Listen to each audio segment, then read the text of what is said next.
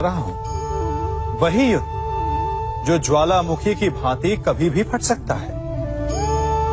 युद्ध वही जीतता है जो युद्ध में व्यतीत होने वाले समय से अधिक समय युद्ध की तैयारी में लगाए। जो योद्धा अभ्यास क्षेत्र में जितना अधिक समय दे, रणभूमि में उतना ही कम रक्त बहेगा। एक सामान्य लौह और तीखी तलवार में अंतर यही है कि एक तीखी तलवार को कड़ी अग्नि परीक्षा से होकर जाना पड़ता है, लौहकार की मार खानी पड़ती है। एक तलवार जितनी पीड़ा सहेगी, उसका वार उतना ही प्रबल होता है। इसलिए पीड़ा से घबराए नहीं, उसका सामना करें, उसका अभ्यास करें, क्योंकि यही अभ्यास जीवन के युद्ध में आपको विजयश्री बनाता है। जब मेघ छाते हैं तो क्या होता है? अंधकार छा जाता है, मेघ गरजते हैं, बिजलियां कड़कती हैं, वर्षा होती है। सभी पशु अपने आश्रय स्थल पर जाकर छिप जाते हैं, मनुष्य अपने घरों की ओर दौड़ते हैं और सभी पक्षी अपने घोंसलों में जाकर छिप जाते हैं। परंतु एक जीव है जो गरजते मेघों को, कड़कती बिजलियों को, भारी वर्षा को भी हरा देता है। वो जीव है बाज, क्योंकि वो समस्या की जड़ों से ऊपर उड़ता है। वो गरजते मेघों से, कड़कती बिजलियों से, भारी वर्षा से, इन सब से ऊपर। यही अंतर है हारने वालों में और जीतने वालों में। ये युद्ध हार और जीत का नहीं, समस्या और सोच का है। यदि आप अपनी सोच को छोटी रखेंगे तो समस्या बड़ी हो जाएगी, और यदि आप अपनी सोच को बड़ी रखेंगे तो समस्या छोटी हो जाएगी। दो मनुष्यों के मध्य होता है, परंतु विजय सदैव एक ही मनुष्य को मिलती है। जबकि समान रूप से दोनों शक्तिशाली होते हैं, समान ज्ञान प्राप्त करते हैं। कारण, दो प्रकार के लोहे होते हैं, एक ठंडा, एक गर्म। कभी सोचा है, लौहकार लोहे को लोहे से ही काटता है, परंतु सदैव ठंडा लोहा ही गर्म लोहे को काट पाता है। और यही नीति मनुष्यों पर भी लागू होती है। जब युद्ध होता है तो जिसके मन में ईर्ष्या होती, जलन होती, आक्रोश होता है, वो गर्म लोहे के समान। और जिसका मन शांत होता है, जिसका मन संयम से बंधा होता है, वो ठंडे लोहे के समान है। और वही ईर्ष्या और द्वेष नामक गर्म लोहे को काट सकता है। इसलिए यदि जीवन के संग्राम में विजय प्राप्त करनी है तो अपने मन को शांत रखें, क्योंकि गर्म लोहे की भांति ईर्ष्या और क्रोध जैसे भाव को रखने वाला मनुष्य सदैव शांत स्वभाव के मनुष्य के समक्ष निर्बल है। शक्ति ईर्ष्या और क्रोध में नहीं, शांति और संयम में है। सभी बड़े सदा यही कहते आए कि यदि आगे बढ़ना है तो अपनों का साथ दो। सत्य कहते हैं, अपनों का साथ देना ही चाहिए, परंतु साथ देने से पूर्व ये अवश्य पहचान लेना चाहिए कि अपने हैं कौन। क्या अपने वही होते हैं जिनके साथ हमारा रक्त संबंध होता है, या अपने मित्र? अपने वो होते हैं जो हमें सद्कार्य के लिए प्रेरित करें, हमें आगे बढ़ाएं, हमारा साथ दें। और वो जिनका साथ देने से समाज का नाश, धर्म की हानि हो, वो सगे हो करके भी सगे नहीं होते। इसलिए जब अपनों की परिभाषा का चुनाव करें तो उन्हें अपना माने जो आपका साथ दे, उन्हें नहीं जो हमें अज्ञान के मार्ग पर ले जाएं। सीमा एक रेखा ही नहीं, एक परिभाषा भी है। सीमा हर किसी की होती है, प्रेम की, धैर्य की, मित्रता की और शत्रुता की भी। और जो सदैव सीमा में बंधे रहते हैं वो सामान्य मनुष्य बनकर रह जाते हैं। परंतु जो समय आने पर सीमा तोड़ देते हैं, वही भविष्य बनाते हैं। क्योंकि सीमा केवल आपको मर्यादा में नहीं रखती, आपको बांधती भी है। अब ये आप पर, मुझ पर, हम सब पर निर्भर करता है कि ये जाने कौन सी सीमाएं हमें बांधती हैं और कौन सी सीमाएं शक्ति के नए मार्ग समक्ष लाती हैं। इसलिए सीमाएं तो जो कर सकते हो उससे अधिक करने का प्रयत्न करो, तभी नई सीमाएं बना पाओगे। भाग्य क्या है? जो आपने किया उसे भोगना भाग्य है, या जो आपके पूर्वजों ने किया उसका फल भाग्य है? नहीं, भाग्य वही है जो आपने किया। क्योंकि हर मनुष्य को अपने कर्मों के फल भुगतने होते हैं। इसलिए यदि जीवन में कुछ भी करें तो उस पर अपनी दृष्टि अवश्य रखें। क्योंकि आपके एक कर्म का फल आपका भविष्य बदल सकता है। हम वही बनते हैं जो हम चुनते हैं, क्योंकि वही हमारा भाग्य बनता है। मनुष्य सुंदरता से आकर्षित होता है, उससे प्रेम करता है और असुंदर को देता है। ऐसा होता है ना? क्या आप ऐसा नहीं करते? करते हैं। तो सुंदर और असुंदर की परिभाषा क्या है? इस आकर्षण और विकर्षण का कारण क्या है? कभी सोचा है? कभी सोचा है कि जिससे आप प्रेम करते हैं, जिसके प्रति आप आकर्षित होते हैं, अचानक से उसके लिए मन में वितृष्णा आ जाती है, और जिसके प्रति घृणा होती है उसके लिए एकाएक आपके मन में प्रेम उमड़ आता है। कारण है दृष्टिकोण। क्योंकि सुंदरता आपके मन में होती है, आपके सोच में होती है, आपके दृष्टिकोण में होती है।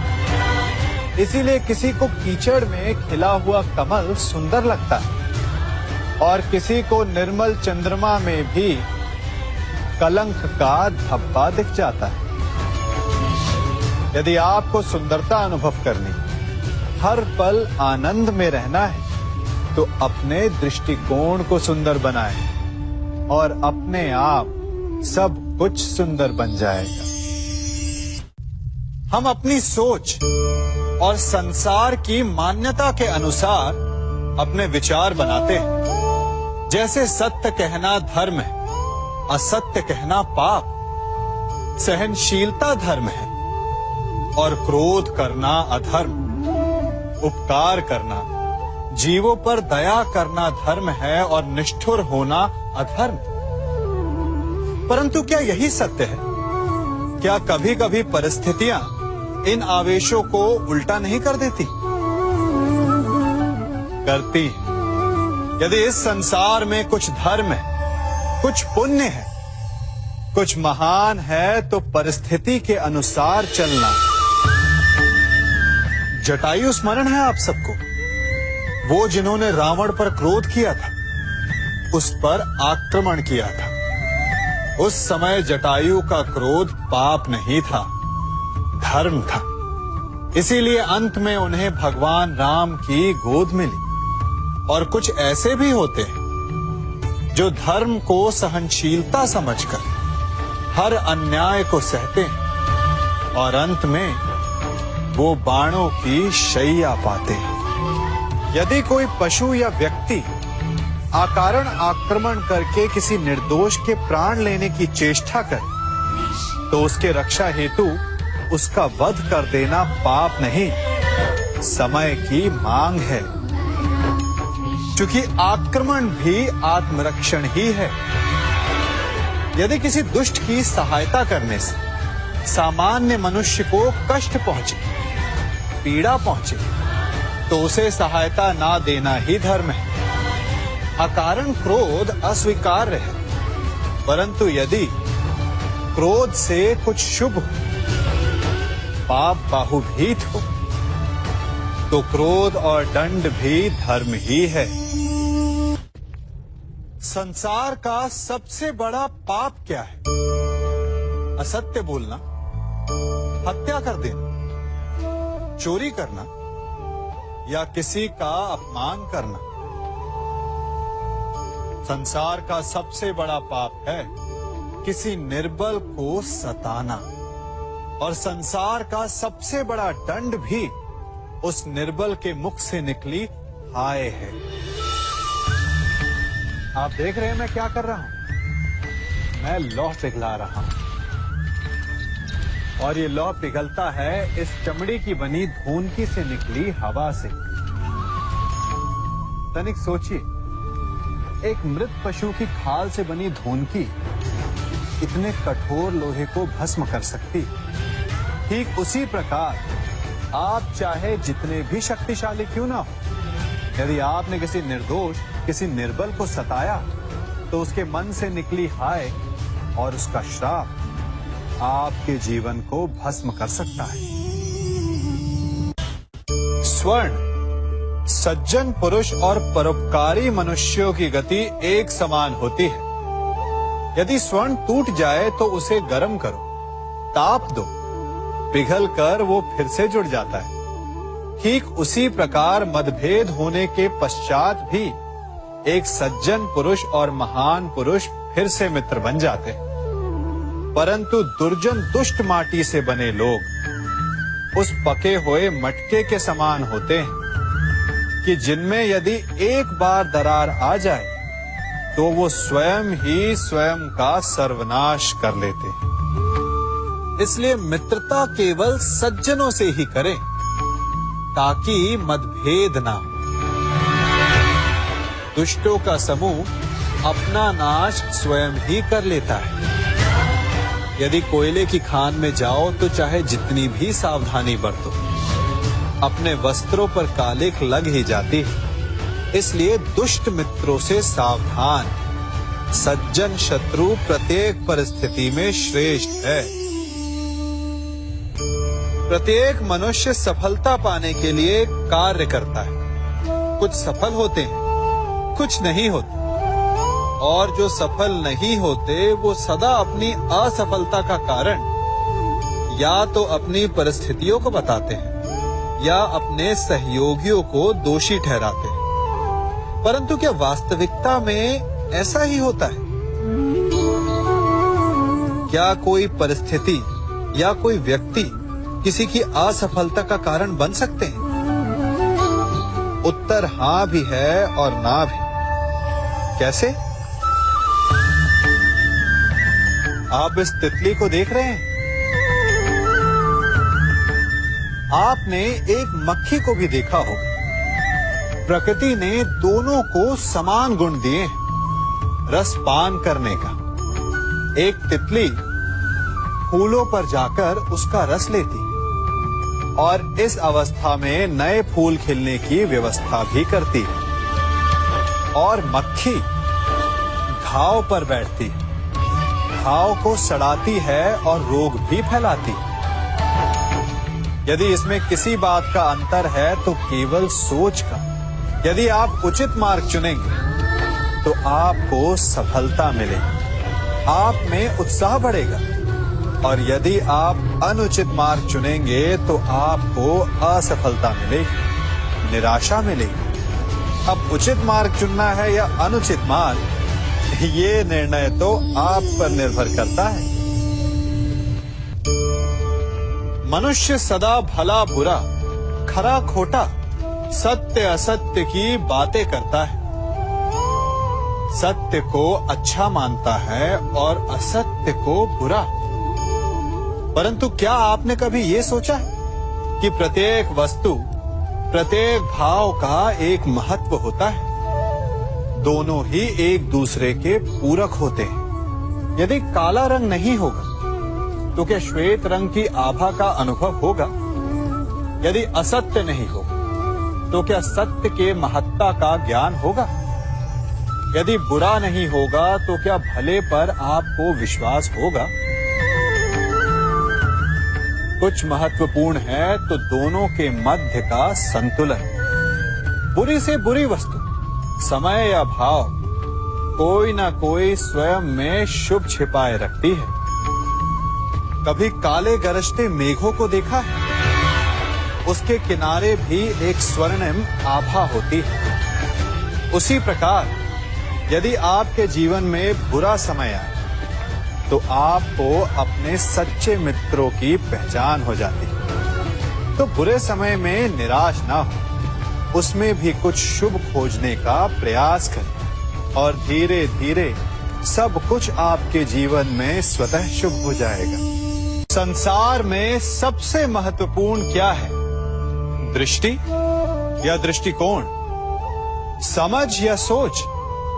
सामान्यतः मनुष्य की दृष्टि और सोच में अधिकतर वो वस्तु, वो घटनाएं, वो भाव श्रेष्ठ हैं जो हमें आनंद दे, और जो हमें आनंद नहीं देते उन्हें हम दुखदाई मान लेते हैं।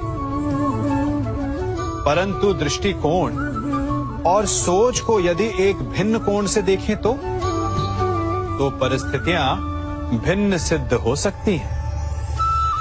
जिस प्रकार भीषण गर्मी हमें सुहाती नहीं, परंतु वही गर्मी सागर और नदियों के जल को वाष्पित करती है और हमें मनोरम वर्षा का आनंद देती है, उसी प्रकार भीषण परिश्रम के पश्चात हमें सफलता मिलती है। वर्षा के पश्चात हमें हमारा लक्ष्य मिलता है। तो सदा स्मरण रखिएगा कि दुख और पीड़ा से भागे नहीं, क्योंकि यही भविष्य में आने वाले सुख का मूल है। जब भी आपने यात्रा की होगी तो अवश्य अपने मार्ग के आसपास कुछ रिक्त स्थान देखे होंगे, कुछ खेत देखे होंगे, कोई ना कोई भूमि का टुकड़ा अवश्य देखा होगा। कुछ स्थान ऐसे होते हैं जहां पेड़ लगे होते हैं, जहां माली बड़े प्रेम से उन्हें बोता है, उन्हें सींचता है। और कुछ स्थान ऐसे भी होते हैं जहां बिना माली के खरपतवार उग जाते हैं, कुछ अन्य पौधे उग जाते हैं।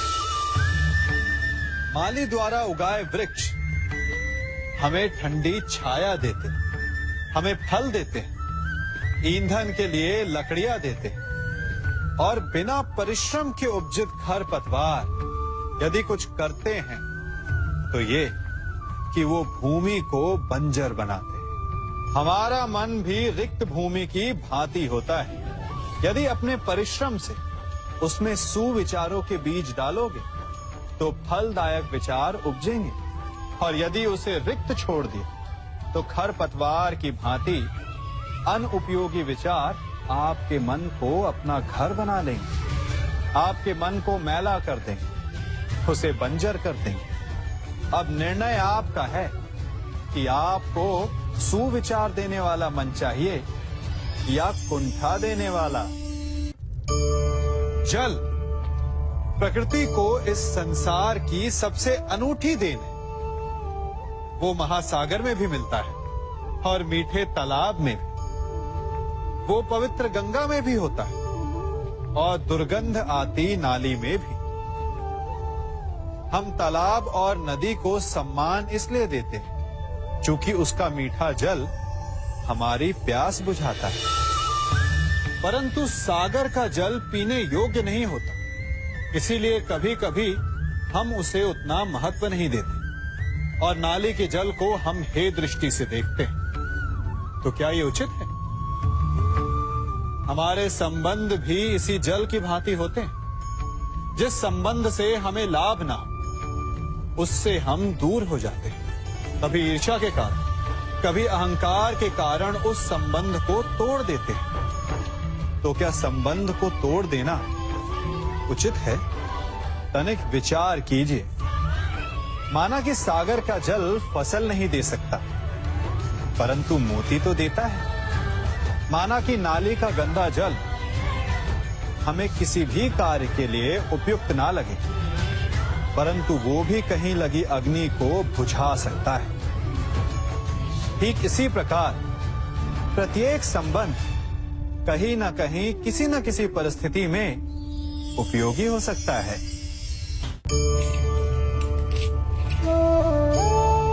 बड़ी विकट समस्या है। मुझे स्मरण ही नहीं हो रहा कि इस गुच्छे की कौन सी चाबी इस ताले को खोले। बड़ी देर से प्रयास कर रहा हूं, परंतु ये ताला खुल ही नहीं रहा।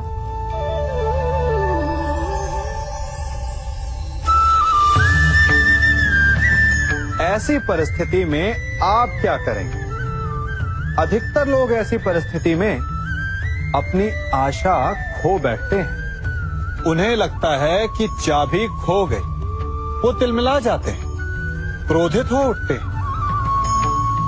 परंतु उस समय धैर्य रखें तो गुच्छे की अंतिम चाबी ताला खोल सकती है। कुल्हाड़ी का अंतिम प्रहार वृक्ष को काट के गिरा देता है, परंतु क्या सत्य में कुल्हाड़ी का अंतिम प्रहार वृक्ष को काट के गिरा देता है? आपको आपका लक्ष्य दिला देता है? नहीं, आपका निरंतर प्रयत्न ही आपको सफलता दिलाता है। जब आपका मन निराश हो तो अपने कार्य में दुगनी उत्साह से जुट जाइए, क्योंकि अनावरत बहता जल ही कठोर चट्टान को काट सकता है। सफलता का मूल है परिश्रम, प्रयास और आशा। मनुष्य का जीवन ऋतुओं के समान होता है। आज ग्रीष्म तो कल वर्षा, परसों शीत। तनिक संकट आया तो हम संयम खो बैठते हैं, तनिक ऋतु बदली तो हम अधीर हो जाते हैं। अपने आक्रोश में, अपने क्रोध में हम उनसे ही संबंध बिगाड़ लेते हैं जो हमारे अपने होते हैं। क्यों ऐसा होता है ना? हमें लगता है कि हमारे अपने हैं, फिर से मना लेंगे, परंतु स्मरण रखिए, सदा ऐसा करना संभव नहीं होता। सागर की उछलती लहरों को तट सहता है, और यदि तट ही टूट जाए तो बाढ़ आ जाती है। हमारे संबंध भी दूध की भांति होते हैं। दूध तपकर उबल सकता है, परंतु यदि उसमें खटास आ जाए तो वो फट भी जाते हैं। और फटे दूध को चाहे जितना मत लो, उसमें से माखन नहीं निकलेगा। इसीलिए अपने संबंधों को संभल कर निभाना चाहिए। मनुष्य की सबसे बड़ी दुर्बलता क्या होती है? सोचिए। धन, प्रेम, अहंकार। मनुष्य की सबसे बड़ी दुर्बलता होती है उसके रहस्य। चाहे आप कितने भी शक्तिशाली क्यों ना हो, कितने भी प्रबल क्यों ना हो, परंतु उसके रहस्य उसके नाश की चाबी होती है। इसलिए यदि प्रबल रहना है, शक्तिशाली रहना है, समर्थ रहना है, तो अपने रहस्य को किसी को भी ना बताएं, ना मित्र को और ना ही शत्रु को, क्योंकि समय पड़ने पर कब कौन शत्रु हो जाए ऐसा कहना संभव नहीं। विभीषण को रावण के अमृत कुंड का ज्ञात था, इसीलिए प्रभु श्री राम रावण का वध करने में सफल हो सके। इसलिए उचित यही है कि आप अपने रहस्य को स्वयं तक ही सीमित रखें। मनुष्य का मन बड़ा विचित्र होता है, कल्पना में ही विकास करता है, संपन्न भविष्य का स्वप्न देखता है, और कल्पना में ही जो नहीं हुआ उससे भय खाता है। और यही भय मनुष्य का सबसे बड़ा शत्रु है। हमारे भविष्य के मार्ग में, हमारे आनंद के मार्ग में सबसे बड़ी बाधा है। अब आप लोग मुझसे पूछेंगे कि इसका तोड़ क्या है, भय से मुक्ति कैसे पाई जाए? तो ये प्रश्न आप स्वयं से पूछिए। तनिक सोचिए, जब आप एक सुंदर भविष्य की कामना करते हैं तो उसे पाने के लिए आप परिश्रम करते हैं ना? ठीक उसी प्रकार भय से मुक्ति पाने के लिए आप उससे लड़ जाएं और उसका निवारण आपको स्वतः ही मिल जाएगा। इसलिए जब भी भय आपको सताए तो उससे भागे नहीं, उससे घबराए नहीं, क्योंकि भय का काम ही होता है आपको भयभीत करना। इसलिए जब भी भय आप पर आक्रमण करे तो आप भी उस पर पहले ही आक्रमण कर दें। हम सब मित्रों के साथ रहना चाहते हैं, शत्रुओं से दूर रहना चाहते हैं। क्यों? क्योंकि हमें जीवन में आनंद पाना है, जीवन में आगे बढ़ना है, स्वयं को संपन्न देखना है। और यदि किसी से भी आप पूछेंगे कि जीवन में सफलता पाने के लिए सबसे अधिक आवश्यकता किसकी होती है, तो हर एक आपको लगभग एक ही उत्तर देगा। सफलता प्राप्त करने के लिए आपको सच्चे मित्रों की आवश्यकता होती है। परंतु यदि आपको और अधिक सफल होना है तो आपको केवल मित्रों की नहीं, शत्रु की अधिक आवश्यकता है। अब आप कहेंगे, ये मैंने कैसी बात कर दी?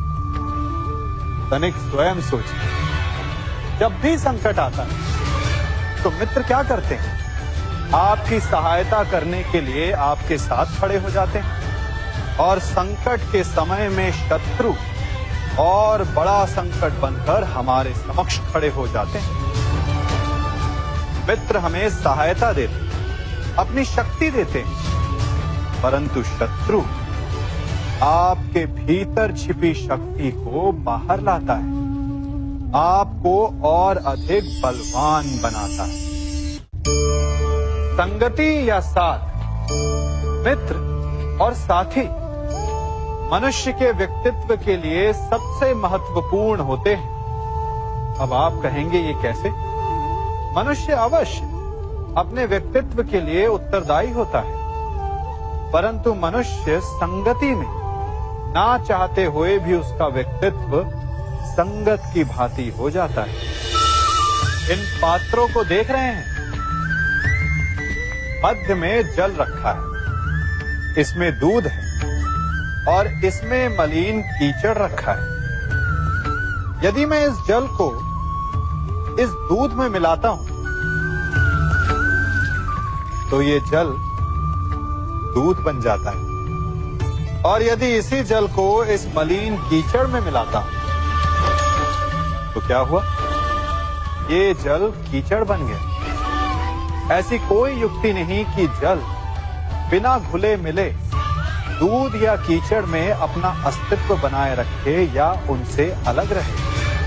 और ठीक ऐसा ही मनुष्य के जीवन में भी होता है।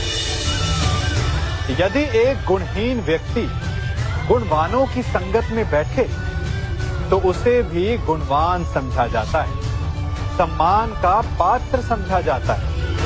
और यदि एक गुणवान व्यक्ति गुणहीनों की संगत में बैठे तो उसे भी तिरस्कार मिलता है। इसलिए अपने जीवन में सदैव संगति सोच समझकर सावधानी से चुनिएगा। कभी खेत में किसी किसान को खेती करते देखा है? वो उसे सींचता है, उसे जोतता है, पशु पक्षियों से खेत की फसल की रक्षा करता है, परंतु एक बात का वो सबसे विशेष ध्यान रखता है कि कहीं खेत में खरपतवार ना उग जाए, क्योंकि एक खरपतवार खेत की सारी फसल को नष्ट कर सकती है। ठीक उसी प्रकार यदि वंश की कोई संतान खोटी निकल जाती है तो वो समूचे वंश का सर्वनाश कर देती है। इसीलिए संतान के लालन पालन में विशेष ध्यान देना आवश्यक होता है, क्योंकि संतान वो फसल होती है जो वंश के आने वाले समय को महान बना सकती है या फिर वंश का पतन भी कर सकती है। मनुष्य भी बड़ा विचित्र प्राणी है। अपनों से नीचे के स्तर के लोगों को वो हे दृष्टि से देखता है, उनका उपहास उड़ाता है, उनसे बार बार कहता है कि तुम्हारा कुछ नहीं हो सकता, तुम भविष्य में कुछ नहीं कर पाओगे। जब मनुष्य के पास धन संपत्ति मान होता है तो वो दूसरों का आदर नहीं करता, परंतु वो एक बात भूल जाता है कि उससे भी अधिक शक्तिशाली कोई अस्तित्व में है, और वो है समय। काल। काल अपना चक्र कब बदलेगा ये कोई नहीं जानता। समय अपनी करवट कब लेगा ये कोई नहीं जानता। कोयला भी समय के साथ साथ हीरे में परिवर्तित हो जाता है। इसलिए जीवन में कभी भी किसी का भी उपहास नहीं उड़ाना चाहिए। देख रहे हैं इसे? ये रेत है। कहा जाता है कि इसे आप मुट्ठी में बंद करके नहीं रख सकते। क्यों? क्या इसका स्वभाव ही ऐसा है, या हमारे हाथों में इतनी सक्षम शक्ति नहीं कि इसे मुट्ठी में बंद करके रख सके, या फिर इसका स्वरूप ही ऐसा है कि ये फिसल ही जाएगी। कदाचित इसीलिए कहा जाता है कि आप रेत को मुट्ठी में बंद करके नहीं रख सकते। परंतु मैं आपसे कहता हूं कि आप रेत को मुट्ठी में बंद करके रख सकते हैं। कैसे? इसका उत्तर है, यदि आपके हाथों में पसीना हो तो आप रेत को अपनी मुट्ठी में जकड़ सकते हो। और पसीना कैसे आता है? परिश्रम से, प्रयास से। तो यदि आप परिश्रम से निकले पसीने से आप रेत को मुट्ठी में बंद कर सकते हो, तो ऐसा क्या है जो आप जीवन में परिश्रम से पा नहीं सकते? मान, सम्मान, धन, संपत्ति, बल, ये सब परिश्रम की उत्पाद है। हम कौन हैं? हमारा अस्तित्व क्या है? हम क्या हैं और क्या बन सकते हैं? ये बड़ा विचित्र प्रश्न है, परंतु उतना ही महत्वपूर्ण भी। मनुष्य सदा अपने वर्तमान प्रारब्ध के लिए अपने अतीत को उत्तरदायी ठहराता है, अपने जन्म को, अपने परिवार को उत्तरदायी ठहराता है।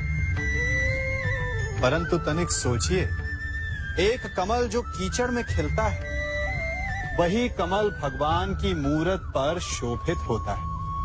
एक कोयला जिसे कोई भी शीघ्र नहीं छूना चाहता, परंतु वही कोयला धरा का ताप और दबाव सहकर हीरे में परिवर्तित हो जाता है, और वही हीरा मस्तक पर सुशोभित होता है। तो इन उदाहरणों का निष्कर्ष क्या है? इन उदाहरणों का ये निष्कर्ष है कि उससे कोई अंतर नहीं पड़ता कि आपने जन्म कहां लिया। आपके कर्म आपका स्तर निर्धारित करते हैं। हमने कहां जन्म लिया ये हमारे नियंत्रण में नहीं था, परंतु हम कब और कहां अपने जीवन की अंतिम श्वास लेंगे ये अवश्य हमारे नियंत्रण में होता है। तो कर्म कीजिए, अपने जन्म की उलाहना मत दीजिए। एक मनुष्य सदैव शांति और अपनी स्वतंत्रता चाहता है, परंतु जैसे उसे ये अधिकार मिलता है, वो दूसरों का प्रभुत्व छीन लेना चाहता है। वो उनका अधिकार, उनकी स्वतंत्रता को छीन लेना चाहता है। वो ऐसा अपने आनंद, अपने लाभ के लिए करता है। अपने लाभ के लिए वो दूसरों का शोषण करता है। जो आलोचना नहीं करता उन पर अधर्म करता है। परंतु वही मनुष्य एक बात का स्मरण रखना भूल जाता है कि उसके कर्म ही उसे उसका फल भी देंगे। उसका प्रारब्ध उसे उसके मंतव्य तक अवश्य लेकर जाएगा। वर्षा का जल चाहे सागर में मिले या माटी में, परंतु समय की सूर्य की किरण उसी जल को वष्प में परिवर्तित भी कर देती है। इसीलिए किसी भी मनुष्य की विनम्रता का इतना अधिक लाभ ना उठाएं कि वो उग्र हो उठे। मैं क्या कर रहा हूं? मैं इस पौधे को सींच रहा हूं। आप भी ये कार्य प्रतिदिन करते हो। जब इस पौधे को जल देंगे तभी ये फलवित होगा, इसमें से फूल निकलेंगे, इसकी सुंदरता बढ़ेगी। परंतु प्रतिदिन ये कार्य करने के पश्चात भी हम इससे एक महत्वपूर्ण सीख लेना भूल जाते हैं। हम कभी पौधों के पत्तों पर, उनकी डालियों पर, उनके फूलों और फलों पर जलधारा नहीं डालते, उन्हें धोते नहीं, परंतु फिर भी वो पनपते हैं। यदि जल जड़ में जाए, वही सफलता का मूल है। यदि आप एक बार में अनेक कार्य करने जाएंगे, तो आपको एक कार्य में भी सफलता नहीं मिलेगी। परंतु यदि आप बुद्धिमता से, दृढ़ मन से एक कार्य साधेंगे, तो एकाएक स्वतः ही सारे कार्य सध जाएंगे। जो आपका मूल है, जहां से आपको सिंचाई मिल रही है, यदि आपने उसकी जड़ को छोड़ दिया, तो एक सूखे पौधे की भांति आप भी सूख कर गिर जाएंगे और अंततः अपना अस्तित्व खो बैठे। हमने एक बात अपने माता पिता, अपने बड़ों से, अपने बुजुर्गों से सुनी ही होगी कि संगति का प्रभाव मनुष्य पर पड़ता ही है। यदि वर्षा की एक बूंद सीप के मुख में जाए तो वो मोती बन जाती है, और यदि वही वर्षा की एक बूंद सर्प के मुख में जाए तो विष। तो क्या यही सत्य है? नहीं। आपने कभी चंदन के वृक्ष को देखा है? उस पर सर्प विचरण करते हैं, विषधर उससे लिपटे रहते हैं, परंतु फिर भी चंदन का वृक्ष विषैला नहीं होता। वो तब भी सुगंध देता है और पवित्र माना जाता है। तो इसका रहस्य क्या है कि वर्षा की बूंद पर संगति का प्रभाव पड़ता है और चंदन के वृक्ष पर नहीं? इसका रहस्य है आत्मबल। वर्षा की बूंद वातावरण के अनुसार स्वयं को बदल लेती है, इसीलिए उसकी संगति ही उसका प्रारब्ध बन जाती है। परंतु चंदन का वृक्ष अपना व्यक्तित्व, अपना गुण नहीं खोता। इसीलिए यदि आप में आत्मबल हो, आपका मन दृढ़ हो, तो बुरी से बुरी कुसंगति भी आपका कुछ नहीं बिगाड़ सकती। सिंह को जंगल का राजा कहते हैं। सभी पशु पक्षी उसका बल मानते हैं, उससे भयभीत रहते हैं। परंतु सिंह को भी अपने भोजन के लिए आखेट करना पड़ता है, घात लगानी पड़ती है, बड़ी दूर तक उसे अपने शिकार का पीछा करना पड़ता है, और तब जाकर उसे भोजन मिलता है। और कई बार उसके ये कठिन प्रयास भी असफल होते हैं। यदि सिंह ये सोचकर बैठ जाए कि मैं तो वन का राजा हूं, मेरा भोजन स्वयं मेरे मुख में आकर गिर जाए, तो वो भूखे मर जाएगा। क्या समझे? राजा हो या रंक, उद्यम सभी को करना पड़ता है, क्योंकि मेहनत, परिश्रम, यही तो सफलता की कुंजी है। यदि जल पाना है, तो कुआं खोदने में पसीना बहाना ही होगा। यदि सफलता पानी, तो रात दिन परिश्रम करना होगा। बिना परिश्रम के तो देवों को भी अमृत